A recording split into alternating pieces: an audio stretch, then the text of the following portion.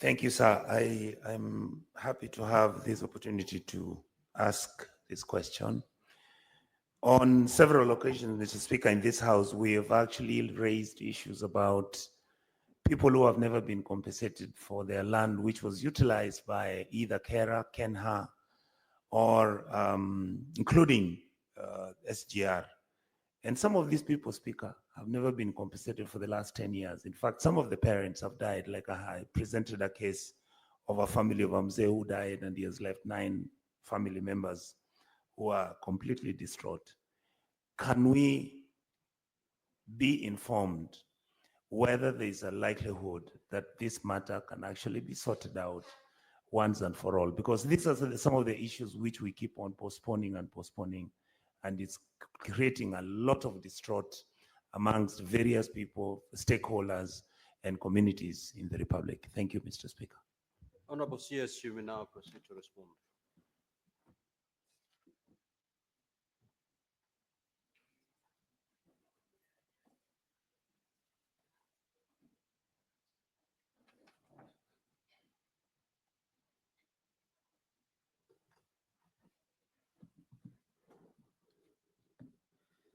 Thank you, Honorable Speaker.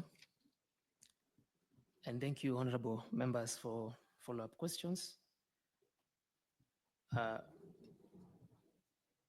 On questions that are not part of this, the question that we had prepared on, Honorable Speaker would request to be given more time so that I give a comprehensive list and comprehensive, well-thought answers to the honorable members and the country at large. There was a question, however, there was a question on when we would need the indulgence of the honorable member for Migori. The indulgence is, we need his indulgence, especially on settling these issues, court cases out of court, at all times, especially after payment, because upon verification, land disputes always arise, and the grievance redress mechanism that we have put in place cannot work in isolation without the indulgence of the honorable, the leadership of the area. And the senator is a key leader in the county, and therefore we would seek his indulgence in the process. There was a question by Honorable Landema on the process of land acquisition. Honorable Speaker, the process of land acquisition starts by the preparation of a RAP, that is the Resettlement Action Plan. And once the ministry prepares that, we forward the RAP report to the National Land Commission that further takes that forward by identifying the pieces of land, doing valuation, and then they give time to do to address the grievances, and then there's an award, and then even payment is made by the National Land Commission. I think that is the standard practice in the country right now, more so in the ministry. That is the way we do it. Because after the change, the inauguration of the new constitution, the ministry stopped doing the process itself. It became the mandate of the National Land Commission, and we always engage them in case of land disputes. There was a cost on what is the outstanding amount to be paid to the PAPs in Lower Kuji irrigation scheme. The outstanding balance is 128 million Kenya shillings. And we have clearly highlighted the process on how we plan to acquire that. There was a question by Honorable Mugatana on the Tana and Agri Development Agency, where there are irrigation schemes being carried out by TARDA. TARDA, Honorable Speaker, to the Honorable Senator, is under the Ministry of Asals. It is not under Honorable CS, the question by Honorable Mugatana was, do you have different policies for different areas on matters compensation? Thank That you. was- I don't believe we have different policies because we are all mandated to go through the National Land Commission on matters payment of compensation, land compensation. There was the question by Honorable Onyonka on we have had issues in different projects whereby even the people, the PAPs have passed on. And this has been a legacy challenge that has been ongoing in government. In the ministry, in case there is the person to be compensated has passed on, their next of kin is considered by the National Land Commission for compensation. That is the status as it is.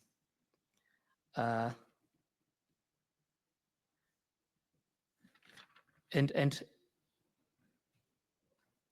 there was a question on why do we have legacy compensation issues? And apparently,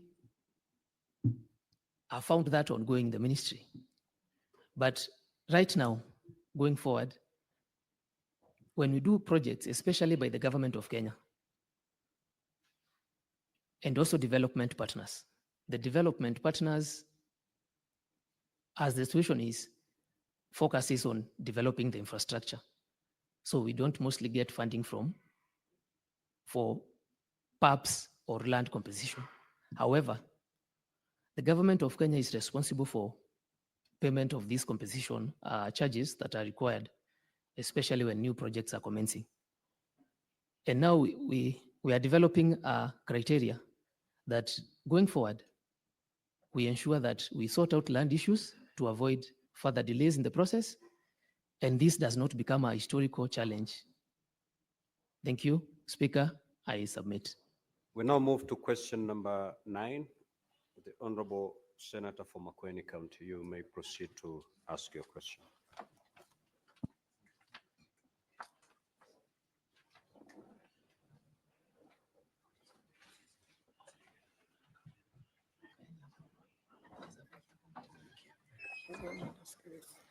Thank you, Mr. Speaker. Mr. Speaker,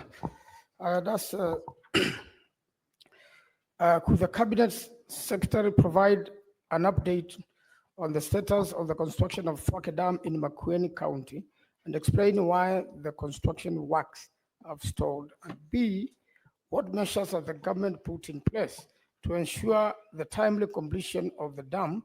And could the Cabinet Secretary give the timeline? Thank you, Mr. Speaker.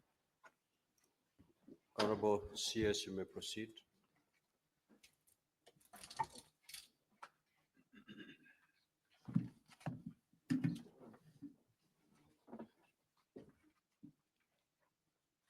Honorable Speaker, thank you.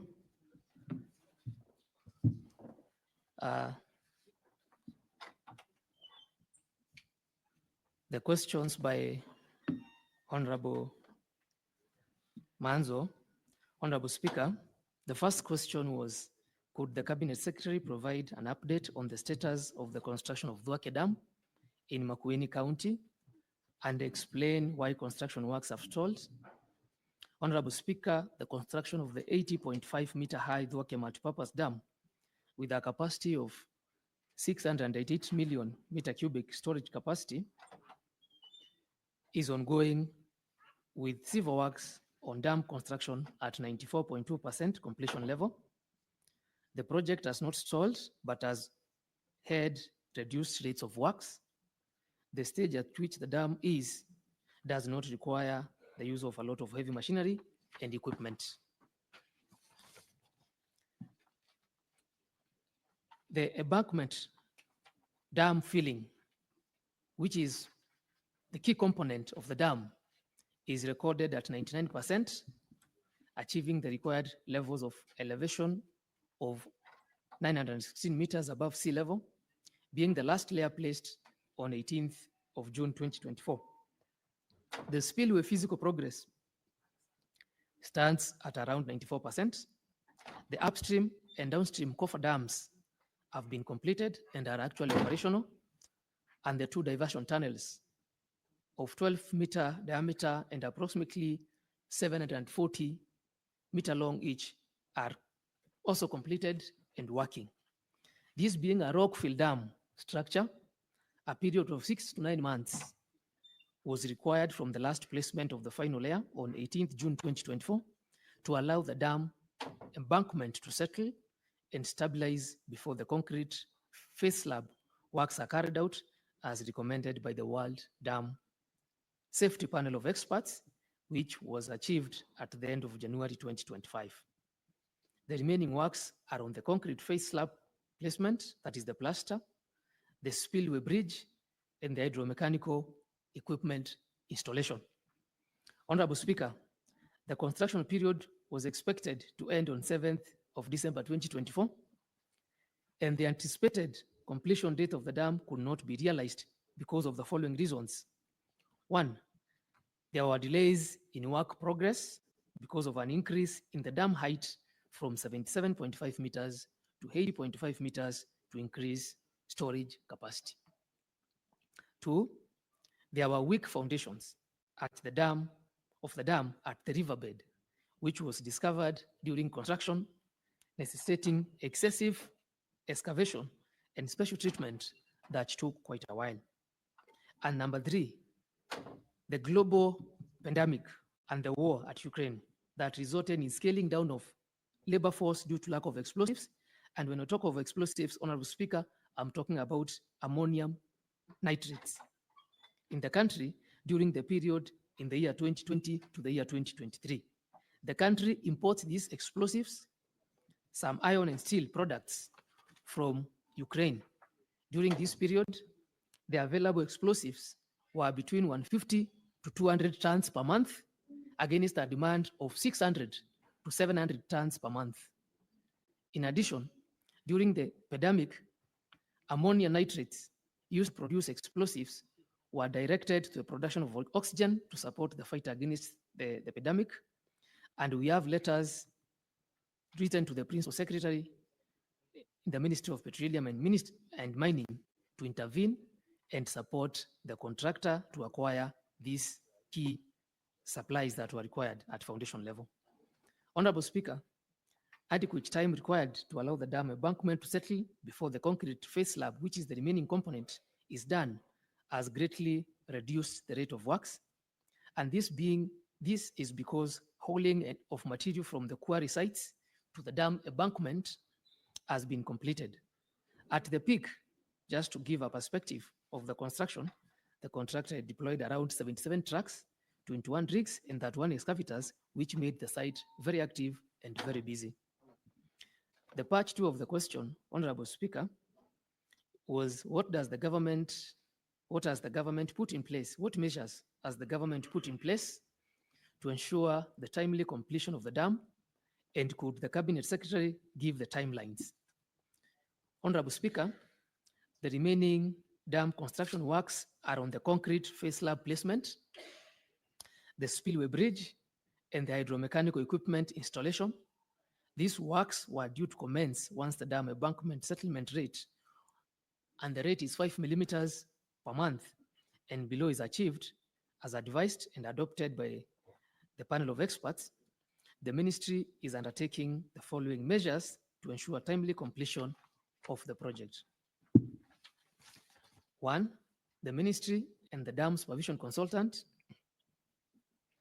in consultation with the World Dam Safety Panel of Experts, has been monitoring the settlement level of embankment for a period of 9 months from July 2024 until the attainment of the recommended rate.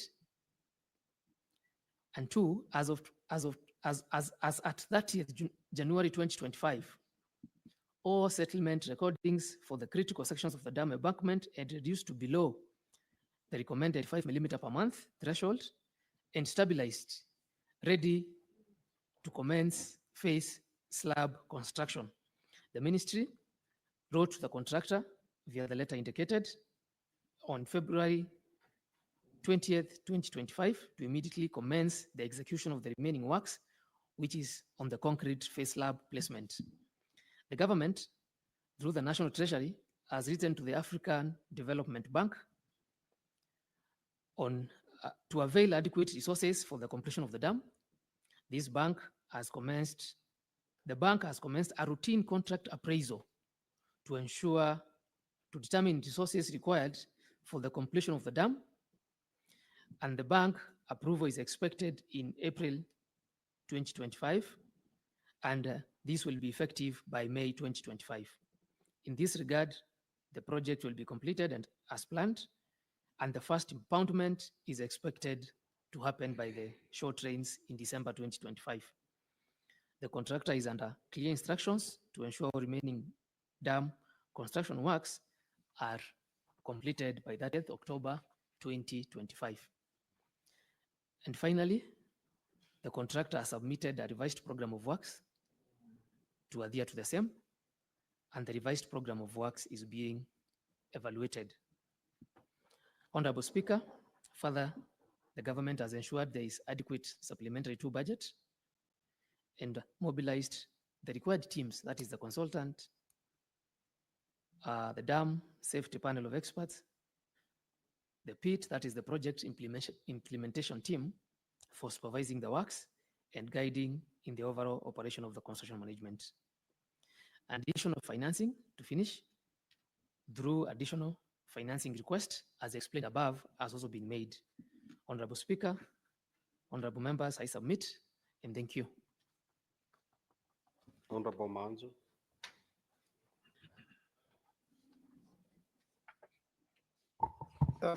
Thank you, Mr. Speaker. And I want to say that this morning I've received a document which has a very detailed presentation. Although to me it looks very scientific in nature, I believe it goes on to explain the scientific mechanisms of part of what I had asked. Mr. Speaker, however, I want to ask two supplementary questions with your permission.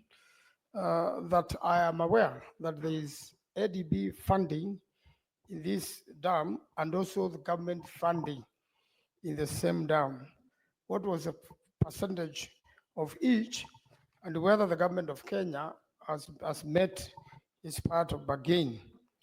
And secondly, and the last one, similarly, there were people who are not compensated in this dam, and those were the ones who had succession cases or any pending cases in court.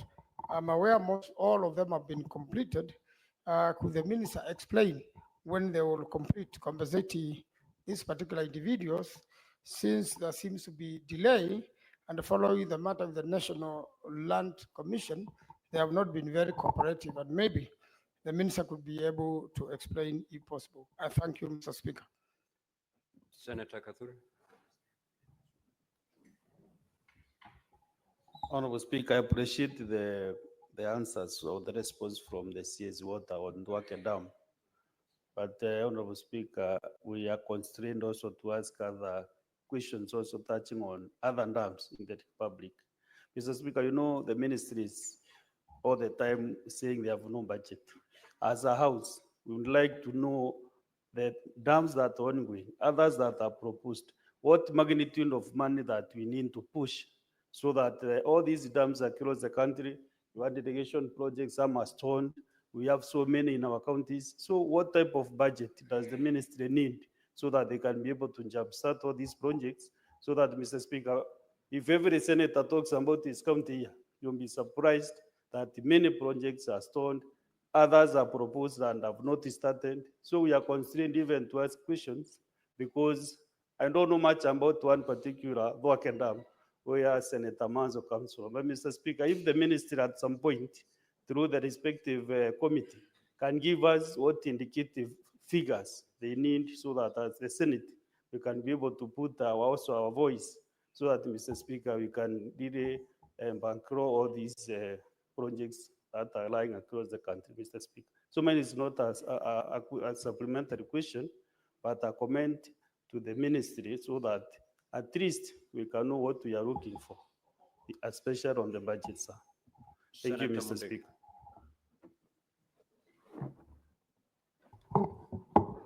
Thank you, Bwana Speaker. Swali langu kwa waziri leo anajibu maswali vizuri.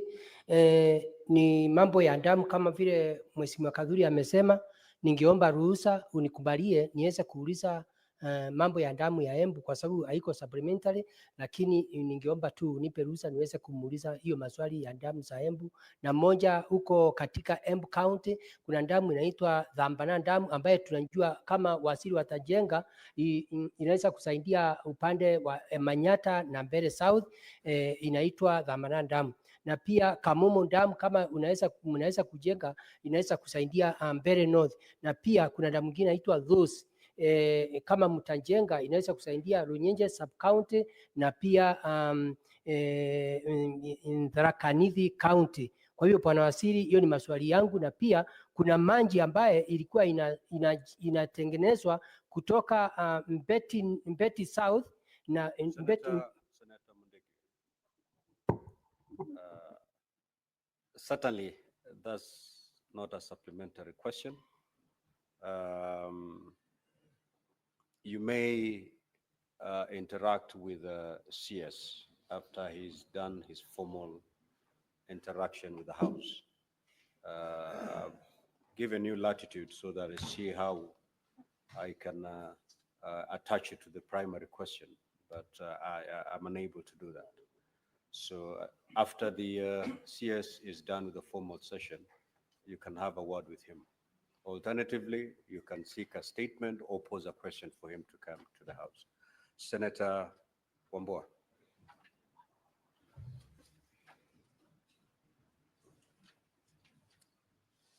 Thank you, Mr. Speaker, once more. As I indicated last time, Bucket Dam straddles across Makueni and Kitui counties. Mr. Speaker, I would have expected the CS to begin actually by apologizing for attempting to mislead the House and the country on the status of this dam. But that be as it may be, Mr. Speaker, my question is on the initial cost of the dam. He says that the height was adjusted from 77.8 to 80.5. And then in the process of construction, they realized that there was a weak foundation on the dam, which needed deeper excavation. As this resulted in variations on the cost of the project? And if yes, what is the variation and what is the government doing about that? I thank you, Mr. Speaker. Honorable CS, you may now proceed to respond.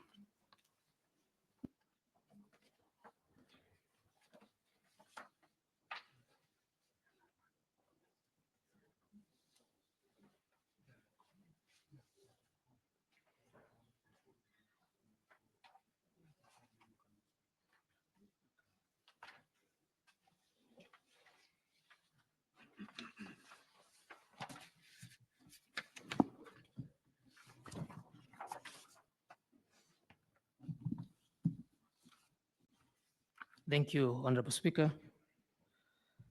The first question by Honorable Manzo was what was the component, bearing in mind that the dam is funded by the government of Kenya and also the African Development Bank. The government of Kenya has funded the project by 6.782 billion, and the African Development Bank is meant to fund the project to a tune of 35.583 billion Kenya shillings. The issue of compensation again for the remaining PAPs, Honorable Speaker, to the Honorable Dan Manzo, is that there are two families yet to be compensated, and this was because of a land succession dispute in the family. And these cases are ongoing, but the money for their compensation is with the National Land Commission. So once there is agreement, the two families will be duly compensated. Yes, there is the concern by Honorable Senator Kaduri on the status of all projects, dam projects. If the speaker allows, we can have a list of all dams ongoing and the amount of money required. And thank you for the gesture, because we actually need resources for us to complete those dams. The question by Honorable Mdigi from Embu. Honorable Senator, through the speaker, you are welcome to the ministry for us to have an engagement to give you the actual status of those 3 dams you have highlighted. And then there is the question by Honorable Wambua. Honorable Speaker, yes, there was 2 challenges because of the raise in embankment, and also there was the challenge of a weak foundation at the river bed, and this resulted to cost implications, generally as it is in engineering projects, and the cost of increase in height. And just to put it in perspective, whenever there is an height increase, there is more impoundment of water, because now the dam, the wall can retain more water. And also that has a cost implication in the increase of height, and the expanded dam now footprint was to a tune of around 2.4 billion. And then there was a question on the weak rock at the riverbed, and this required removal and treatment of the weak rock. That had a cost of 432 million, and that is clarified. Thank you, Speaker. I submit.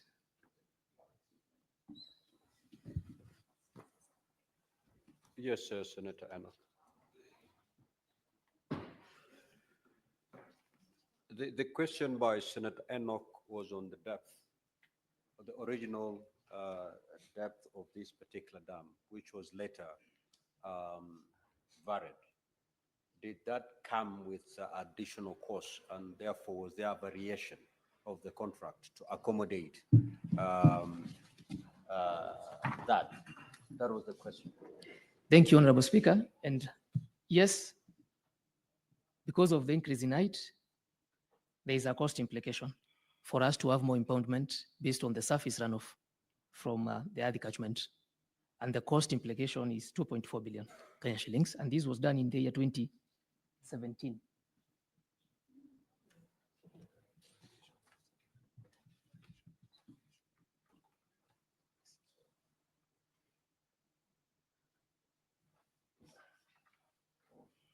So, Mr. Speaker, arising from that response, then my concern, and I believe this will be the concern of the public, is on those 2 components, Mr. Speaker, on the issue of the height and the weak foundation.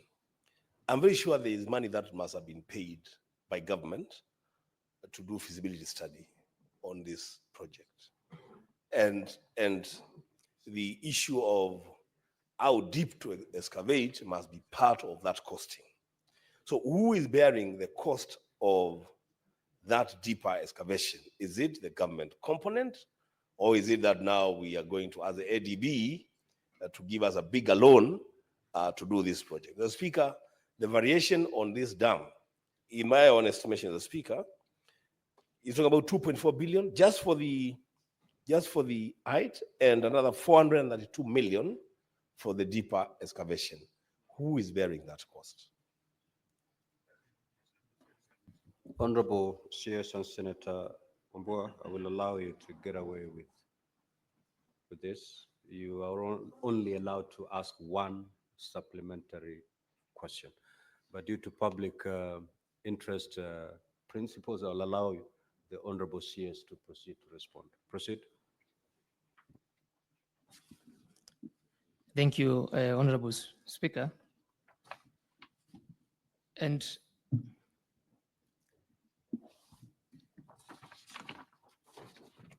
give a perspective over the question and clarity, is that whenever there is a variation in this project, we have to seek concurrence from Africa Development Bank. I'm informed that when this happened, concurrence was sought from Africa Development Bank, and they gave a no objection. And when you raise the dam by from 77.5 to 80.5 meters, you retain more, which is the purpose of the dam, water harvesting from our catchment. And yes, whenever there is such a change, there is a cost implication, and that concurrence is always sought from the bank that does usual and routine contract appraisals and gives no objections. I submit. Lastly, Senator Omtata. Mr. Speaker, thank you. The Honorable CS has referred to an IDB loan. I would like to know whether that loan is an A in A, an appropriation in aid, or whether money was given directly to the government of Kenya and it was put in the consolidated fund and is being supervised by the control of budget. And if it's an A in A, what is the justification of a bank getting into an A in A arrangement for financing the Twake Dam? That's my question, Mr. Speaker, sir. Honorable CS, you may proceed to respond.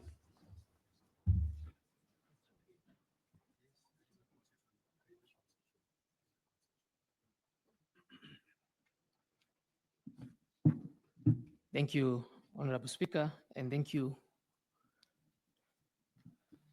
Honorable Mtata.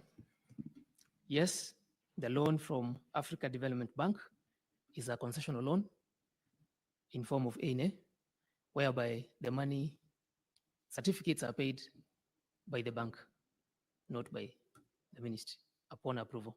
Thank you. Thank you so much, Honorable CS. We will now move to